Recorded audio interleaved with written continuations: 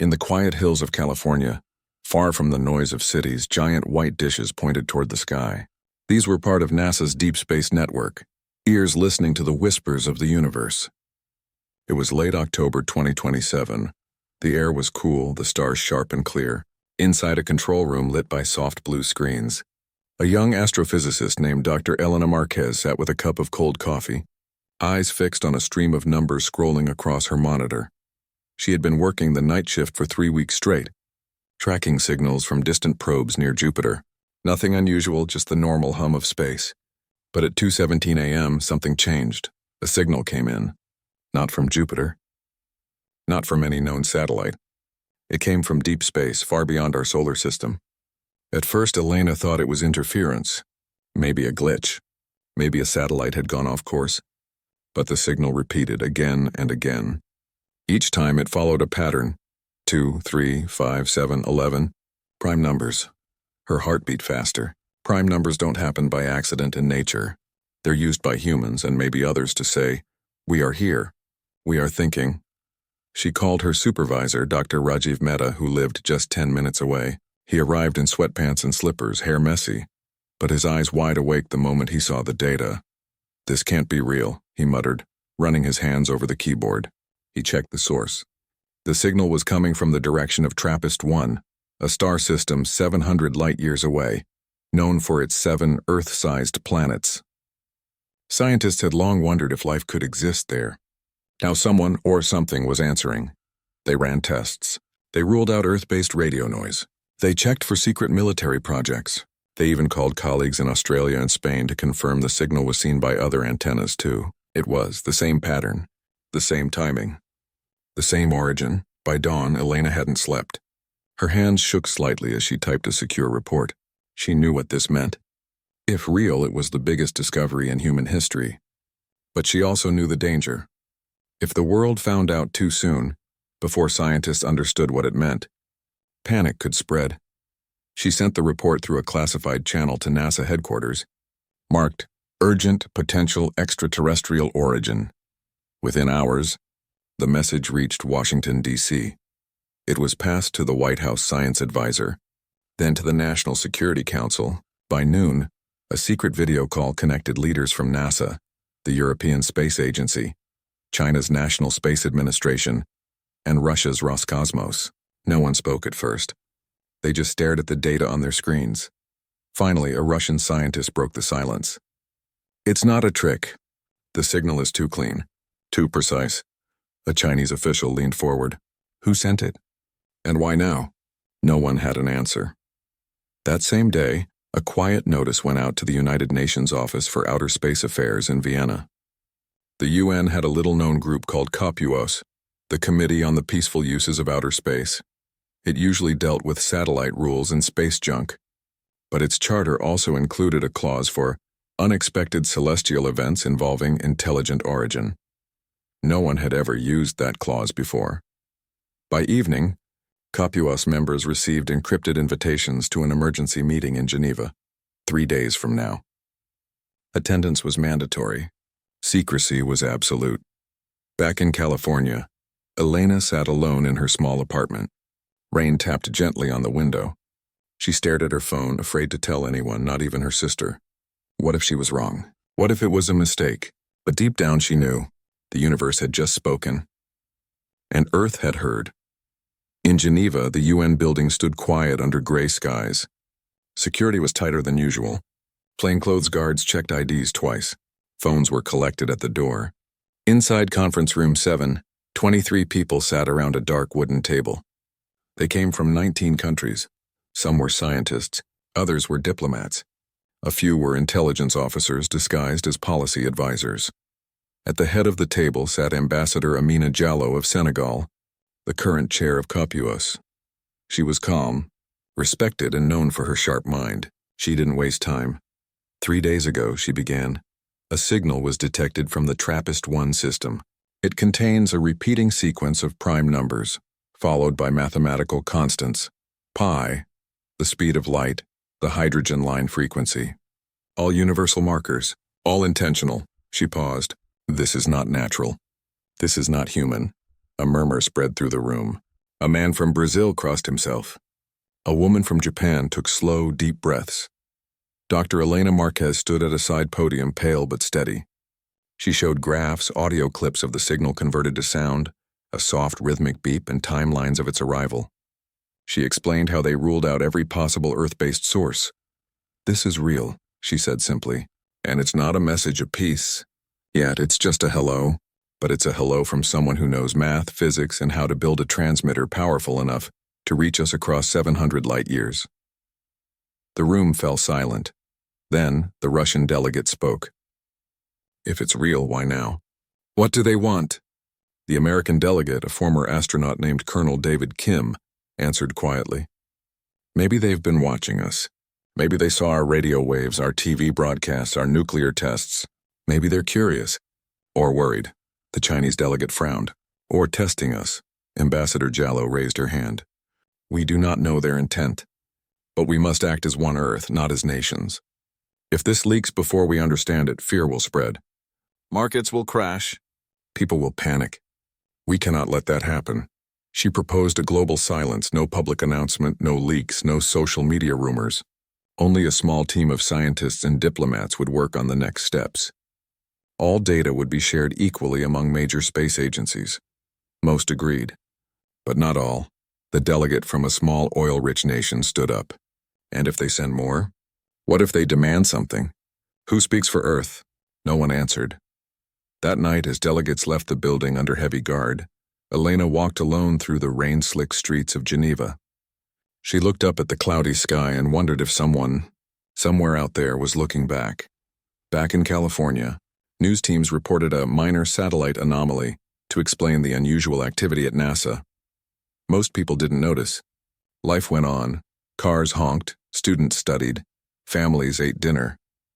But in quiet rooms across the world, powerful people stayed awake, staring at the same data, asking the same question. Are we alone? And now, for the first time in history, the answer seemed to be no. The signal kept coming. Every 12 hours, like clockwork. Beep, beep, beep. As if waiting for a reply. The council was stunned. Not because they didn't believe it, but because they did. And deep down they all knew this was only the beginning. 3 weeks passed. The world moved on, unaware. But in hidden rooms across the globe, tension grew like a storm before lightning.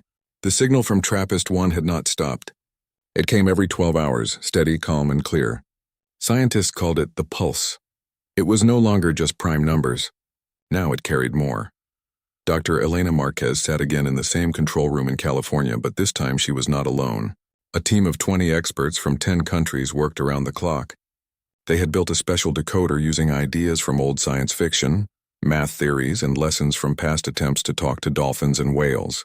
If a mind from another world was trying to speak, they had to listen in a new way. Then, on a rainy Tuesday morning, the signal changed. Instead of simple beeps, it sent a long stream of data, like a file attached to an email from deep space. At first it looked like noise. But when they ran it through their new decoder, shapes began to form. Not words, not pictures, but patterns. Mathematical patterns that matched Earth's own science.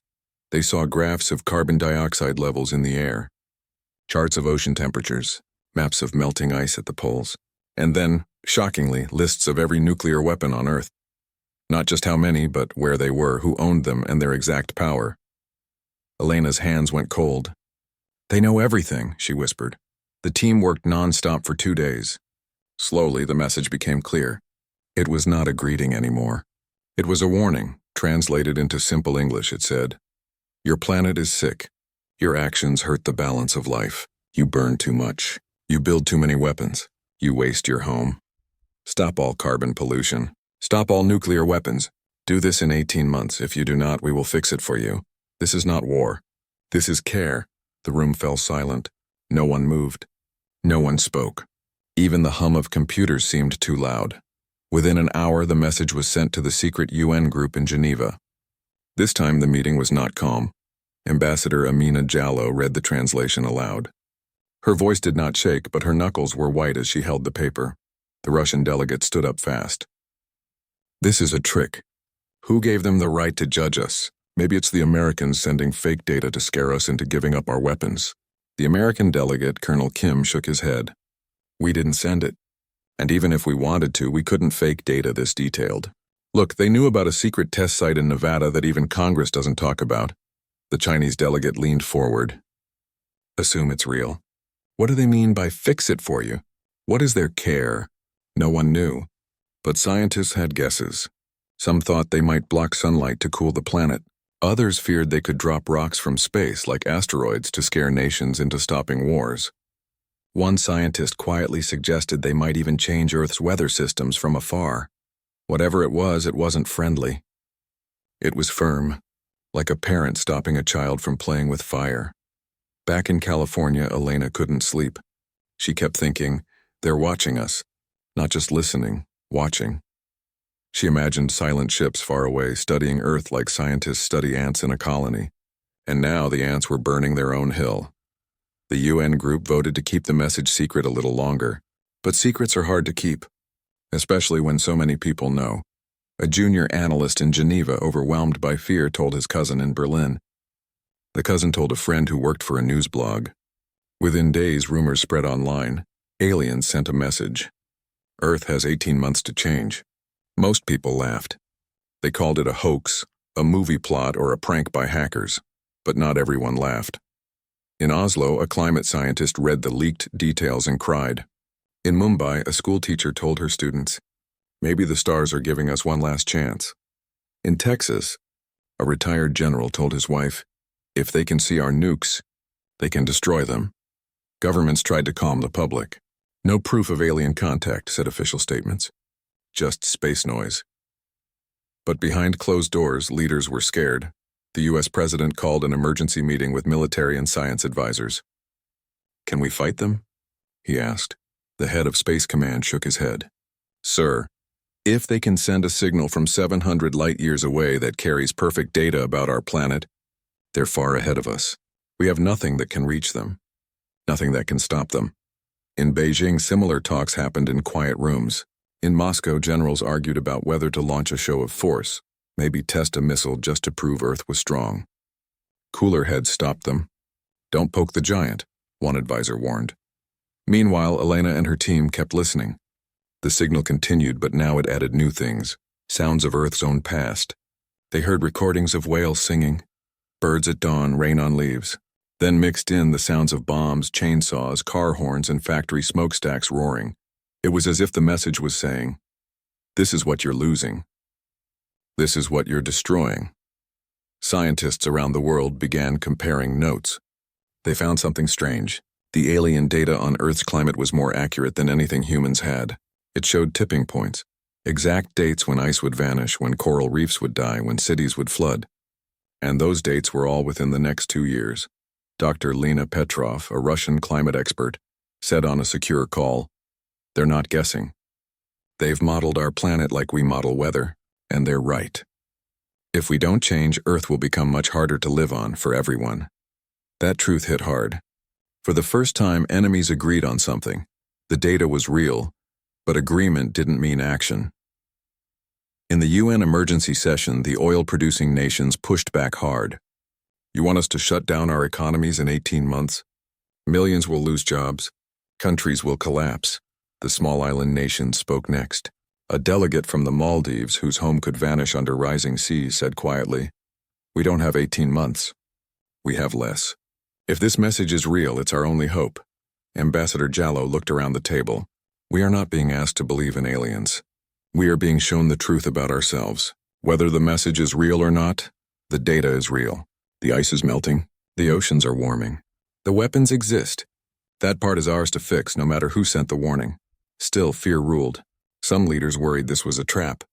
What if the aliens were just a front for one country trying to weaken others? What if stopping nuclear weapons left a nation defenseless? But then something happened that changed everything. A new signal arrived, not as data, but as a simple image. It showed Earth from space, but not the Earth of today. It showed Earth in 50 years. Brown oceans, no ice at the poles, cities half buried in sand. Then it showed another Earth, green, blue, full of life, with the words choice, no math, no threats, just a picture of two futures. Elena showed it to her team. One young intern started to cry. "They're not attacking us," she said.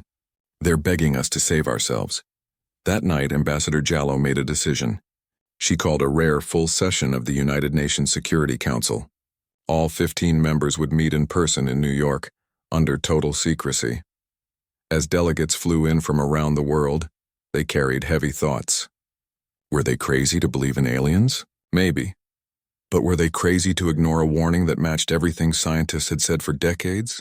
In the council chamber, the lights were dim. Screens showed the image of the two Earths. No one spoke for a full minute. Then the French delegate said, "Whether this comes from stars or from our own guilt, it is true.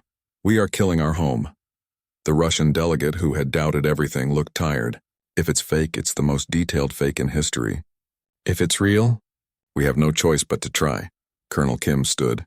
"We don't need to believe in them to do what's right. We've known the truth for years. We just needed a reason to act." And so, quietly, without press or cameras, the world's most powerful nations agreed on one thing: they would begin to change.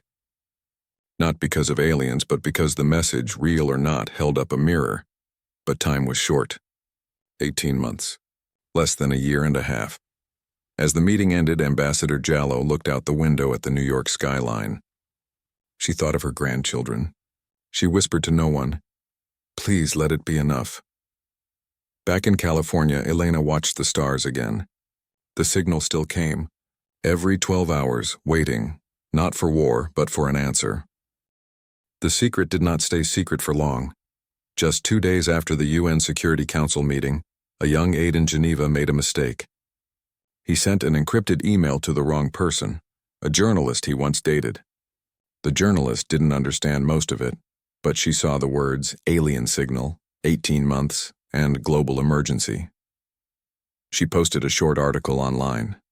UN in panic over space message. At first, no one believed her. Big news sites called it nonsense. But then strange things started happening. Military planes flew more often at night. Satellites moved to new positions.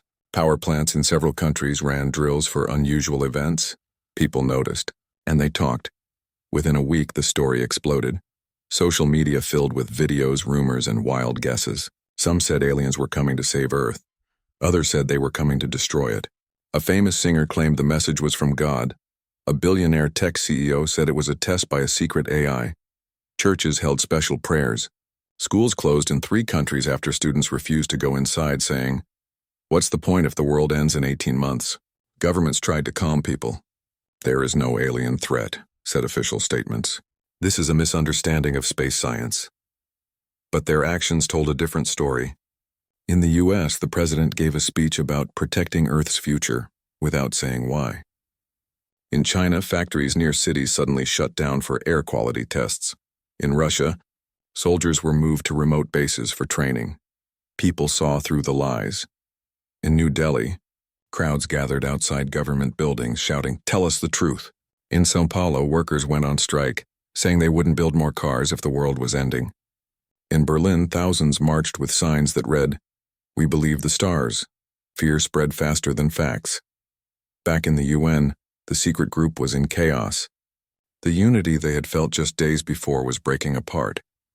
At an emergency meeting in Vienna, the Russian delegate stood up and slammed his hand on the table. "This is exactly what I warned about. The West is using this fake alien story to force us to give up our power. You want us to stop making steel, stop using coal, stop protecting our people, while you keep your tech and your money." The American delegate, Colonel Kim, stayed calm. "We're all in this together. The data is real. Look at the Arctic. Ice is gone faster than any model predicted. Look at the floods in Pakistan last year. This isn't about politics. It's about survival." But the Russian delegate shook his head. "Survival for who? My people need jobs. They need heat in winter. You think they care about whales or polar bears? They care about bread on the table." The delegate from Saudi Arabia agreed. "You want us to stop selling oil? Fine, but who will pay our people? Who will build our hospitals? You in Europe? You in America? No. You will say, 'Good luck,' and close your doors." Ambassador Amina Jallo listened quietly. She saw the truth. Fear had turned allies into enemies. The message from space had not united Earth. It had split it. That night, she called a small group of trusted leaders from Canada, Kenya, South Korea, and Brazil. They met in a quiet room with no recorders, no notes. "We cannot wait for everyone to agree," she said. "If we do, nothing will happen. We must start, even if others don't join." They agreed to form a new group, the Earth Response Coalition.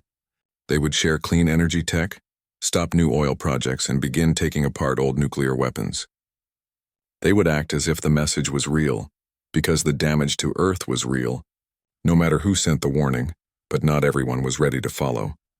In Moscow, the government announced a new missile test to show Earth's strength. In Texas, a group of lawmakers introduced a bill to defend American freedom from space-based control. In parts of Africa and Asia, people began hoarding food and water, afraid that governments would take everything for the alien plan. Scientists like Elena watched all this with heavy hearts. She gave a rare interview to a science magazine without naming the signal, but said, "We have the tools to fix our planet. We always did. We just needed the will." Maybe this message gave us that push, or maybe it just showed how broken we already are. Her words spread. Some called her a hero. Others called her a traitor. Meanwhile, the signal from space kept coming. Every 12 hours, steady, calm, waiting. Then something new happened. Astronomers in Chile and Hawaii reported strange lights near Jupiter. Not meteors, not satellites. Objects moving in perfect formation, slowing down as they entered the solar system. They were too far to see clearly, but their path was clear. They were heading toward Earth. Panic jumped to a new level. The U.S. Space Force tracked the objects. So did China and Europe. All agreed they were not human. They were large, some as big as mountains, and moving faster than any human ship could go. The UN held an emergency session that lasted all night. "They're coming," whispered the French delegate. "No," said Colonel Kim. "They're stopping. Look, they slowed near Jupiter. They're watching." But to most people, it felt like an invasion had begun. Riots broke out in Rome, Jakarta, and Chicago. People broke into stores, took food, gasoline, guns. Churches filled with people praying for mercy. Others gave up completely. Some even threw parties saying, "If it's the end, let's enjoy it." Governments raised alert levels. Airports closed. Borders tightened. The stock market crashed the worst it had in 50 years. In the middle of all this, Elena received a private message from Dr. Rajiv Mehta, her old supervisor. He was in Geneva now, working with the UN science team. His message was short. "They know we're divided. They're giving us one last chance to choose together." Elena looked at her screen, then out her window. The sky was clear. Stars twinkled like quiet eyes. She thought of her niece, only 6 years old, who had asked her yesterday, "Auntie, are the space people mad at us?" Elena had said, "No, sweetie. They just want us to be kind, to each other and to Earth." But now Earth was not being kind. Back in New York, the UN Security Council met again. This time the mood was darker. The Russian delegate refused to sit at the main table. He stood by the door, arms crossed. "You want us to trust you?" he said. "While your satellites watch our cities, while your coalition makes secret deals? No, we will protect our people our way." The Chinese delegate added, "If they are coming to fix Earth, let them try. We will not bow to voices from the sky." Ambassador Jallo stood slowly. Her voice was tired but firm. "This is not about bowing. It's about living. If we fight each other while the planet burns, we lose either way." The stars didn't send soldiers. They sent a warning. The rest is up to us. But her words fell on ears full of fear. That night, the Earth Response Coalition met in secret. They made a bold plan. They would send a message back into space. Not with weapons, not with threats, but with truth. They would broadcast a simple message in math and light. "We hear you. We are trying." They called it Project Lullaby. But before they could send it, new data came in from deep space telescopes. The objects near Jupiter had changed position. They were forming a ring, not around Jupiter, but around the whole solar system. Like a net or a wall. No one knew what it meant. But one thing was clear. Time was running out. In homes, offices, and streets around the world, people looked up at the night sky, not with wonder, but with dread. The council was stunned, not by the aliens, but by themselves. Because while the stars waited patiently, Earth was tearing itself apart, and the question no one could answer was this: were they crazy to attack Earth? Or were humans crazy for waiting so long to save it? 12 months had passed since the first signal. The world was not the same. Cities felt quieter, but not peaceful, tense like before a storm. Gas stations ran low. Factories that once roared now stood still. In some countries, people rode bikes or walked because fuel was too expensive.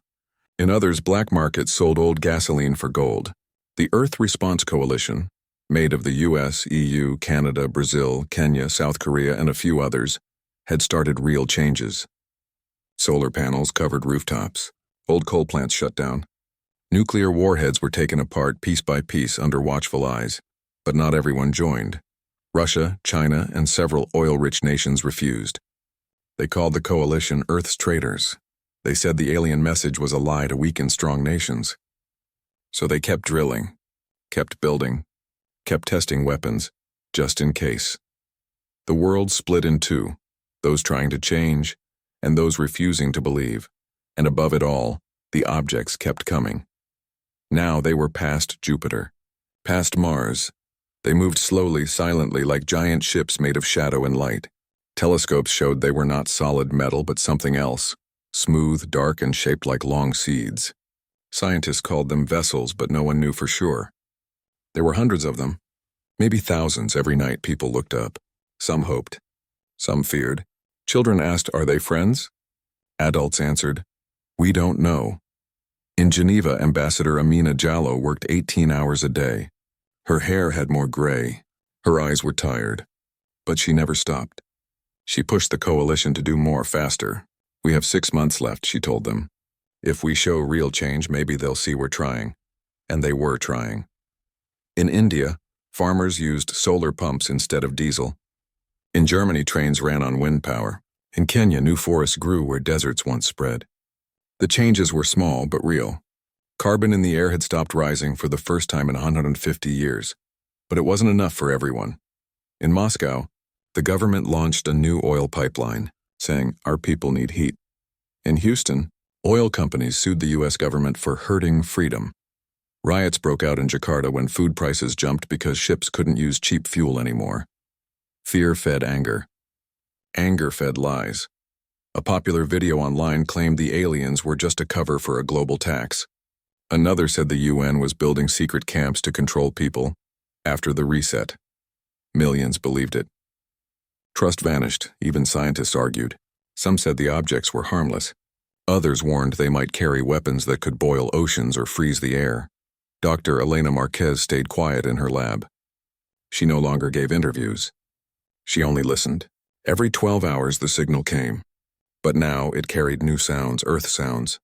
A baby crying, a violin playing, rain on a tin roof, then silence, as if to say, "This is what you still have. Don't lose it." She cried more than she wanted to admit. Meanwhile, Project Lullaby was almost ready, hidden in a valley in Norway, a powerful radio dish pointed at the stars. It was built in secret, funded by the coalition. Its job was simple: send a message back. Not in words, but in math, light, and music. A song of Earth, whales, wind, children laughing, a heartbeat. And one clear idea: we understand. We are changing. The plan was to send it in 3 days. But fate moved faster.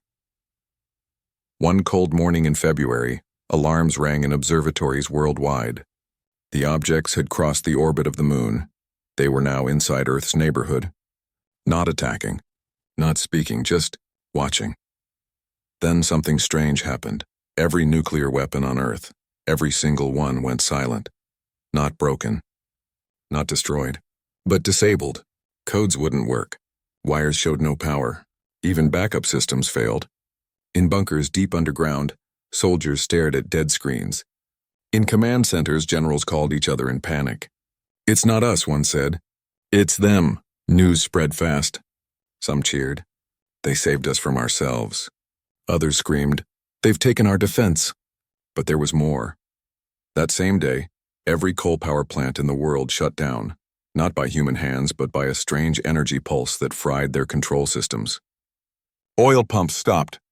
Gas lines went quiet. Yet solar panels, wind turbines, and hydro dams kept working perfectly. It was not an attack. It was a switch. The aliens hadn't fired a shot. They hadn't dropped a bomb. They had simply turned off the old world. Panic turned to silence. In New York, the UN Security Council met in total darkness, only emergency lights on. No one shouted this time. No one blamed. They just sat, stunned. "They're not waiting for our answer," whispered the French delegate. "They're making the change happen." Ambassador Jallo stood slowly. Maybe they saw we couldn't do it alone. Maybe they gave us a push. But the Russian delegate, for the first time, looked afraid. What if they turn off everything? What if they stop our water, our food? No one could answer. Outside, cities went dark as backup generators failed. But then something beautiful happened. In neighborhoods with solar power, lights stayed on. In towns with wind farms, water pumps kept running. People shared what they had. Strangers helped strangers. For the first time in years, the air smelled clean. No smoke, no fumes. Elena watched from her window in California. The sky was clearer than she'd ever seen. Stars blazed like diamonds. She knew what this meant. The deadline wasn't just a threat. It was a line. And Earth had crossed it. That night, Project Lullaby sent its message. From the dish in Norway, a soft beam of light and sound shot into space. It carried Beethoven's Ode to Joy, the sound of a mother singing to her child, the call of a loon on a lake, and the simple math of peace. It said, in the only language all minds might share, "We are here. We are learning. Please don't give up on us." The signal traveled fast, but space is vast. It would take years to reach TRAPPIST-1, but the vessels near Earth, they heard it right away. Within minutes, every telescope on the planet watched as the dark objects shifted. They turned not toward Earth, but toward each other. They formed a wide circle around the planet, not tight, not threatening, but like a ring of guardians. Then a new signal came. Not a warning. Not a command, a single tone, soft, warm, and steady like a lullaby. It played for 1 hour, then stopped. No one knew what it meant. But Elena knew. "They're saying it's okay," she told her team, tears in her eyes. "They're saying, keep going." In the days that followed, the world changed again, but this time together. Russia reopened talks with the coalition. China began building solar farms in the desert. Even oil nations started training workers for clean jobs. Not because they were forced, but because they saw what happened when the old world stopped. Life didn't end. It changed. And in some ways it got better. People walked more, talked more, looked at the sky more. The council was no longer stunned by the aliens. They were stunned by what Earth could do when it finally chose to try. And as the 6-month mark approached, no one counted down in fear. They counted in hope. The night before the deadline, no one slept. Not in New York, not in Nairobi. Not in New Delhi or Oslo or Buenos Aires. People stood on rooftops, walked in parks, sat on porches, and looked up. The sky was clear. The stars were bright. And around Earth, silent and still, hung the dark vessels. Hundreds of them, like quiet sentinels. They had not moved in weeks. They did not speak. They simply watched. Down below, the world held its breath.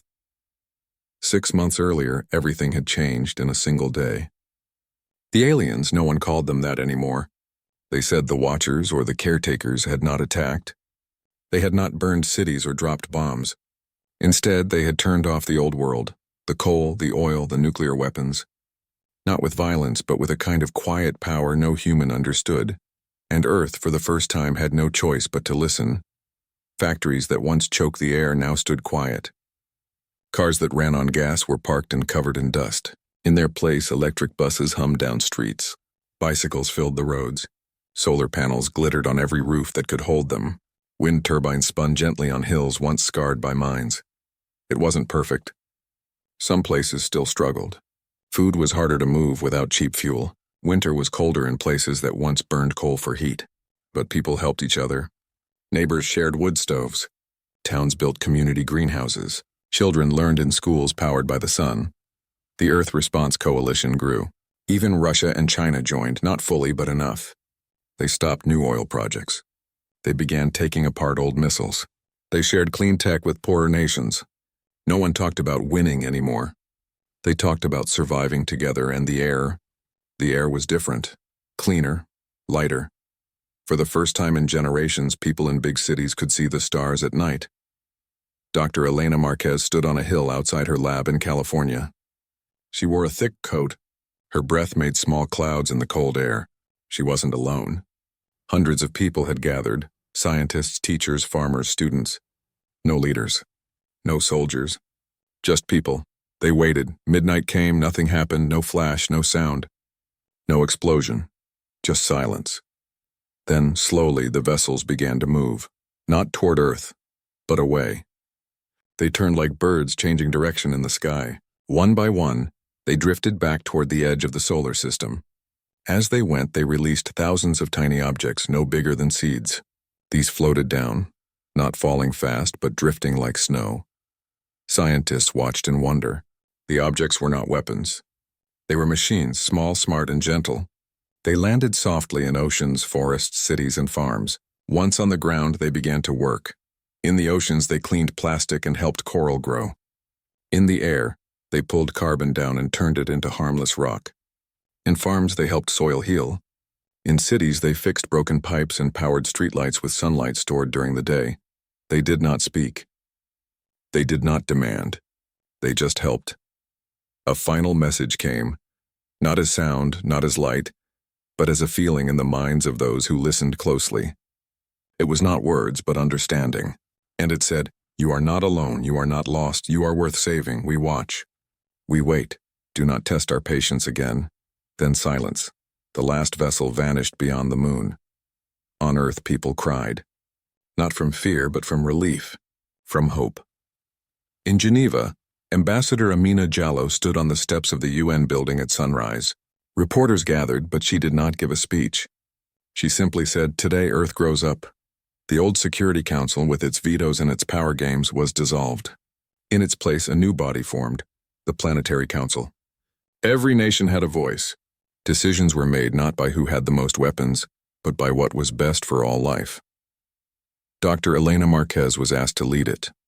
She said no at first. "I'm a scientist, not a leader," she told them, but they insisted. "You listened when no one else did. You stayed calm when the world panicked. You are the first voice Earth sent back to the stars. Now be our voice on Earth," so she agreed, not as a ruler, but as a guide. Her title was simple, Earth's Ambassador. Years passed. The tiny machines, people called them helpers, kept working. Oceans grew bluer. Forests grew thicker. The ice at the poles stopped melting. Some even began to grow back. Children born after the signal never knew a world with smog or constant war. They learned in schools that taught them to care for Earth like a living friend. They played under skies full of stars, and sometimes they whispered stories about the quiet ones who came from far away to give humanity a second chance. No one knew if the Watchers would ever return. But everyone knew they were still watching, and Earth tried every day to be worthy of that watch. In quiet moments, old leaders would ask each other the same question they had asked on that first stunned night. Were they crazy to attack Earth? And now, they all knew the answer. No, they weren't crazy.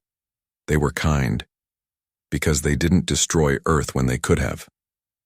They gave it a warning, and when Earth finally listened, they gave it help, not as conquerors, but as neighbors in a vast, quiet universe. And so, the story did not end with war or fear. It ended with a choice, and Earth, at last, chose life. In a small village in Kenya, a little girl looked up at the night sky. She held her grandmother's hand. "Do you think they're still out there?" she asked. Her grandmother smiled. "Yes, child. And they're proud of us," the girl nodded. Then she whispered to the stars, "Thank you." And somewhere, far beyond the reach of human eyes, a soft tone echoed back, like a lullaby, gentle and true. The council was no longer stunned. They were grateful, and for the first time in its long, troubled history, Earth was at peace, not because it had won a war, but because it had finally learned to care.